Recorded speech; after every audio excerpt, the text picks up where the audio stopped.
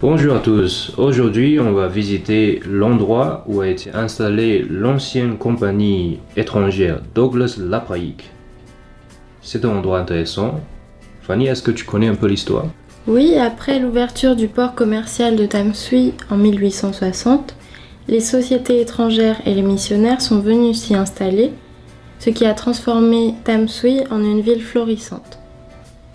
C'est à cette période que le port de Tamsui est devenu le plus grand centre de distribution de marchandises et le plus grand marché portuaire du nord de Taïwan.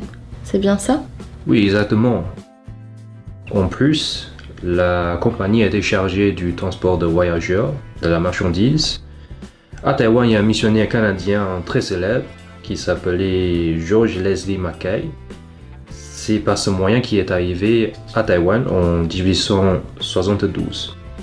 D'accord. Et quelles étaient les marchandises transportées à cette époque? Il y avait le thé de oolong et surtout, il y avait le camphre qui a été un produit très important à l'époque. Pendant la guerre franco-chinoise dans les années 1880, c'était aussi un lieu de refuge pour tous les étrangers qui vivaient à Tamsui, surtout pendant le bombardement par les forces françaises pendant la bataille. Aujourd'hui, la compagnie est reconvertie en musée. C'est un musée très intéressant parce qu'il offre des installations interactives, par exemple des cartes sur le déroulement de la bataille, la construction du port de Tamsui ou encore des documentaires historiques très détaillés.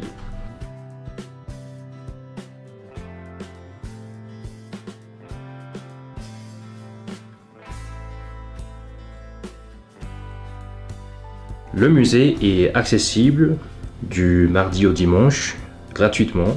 C'est un musée important, incontournable pour tous les visiteurs de Tamsui.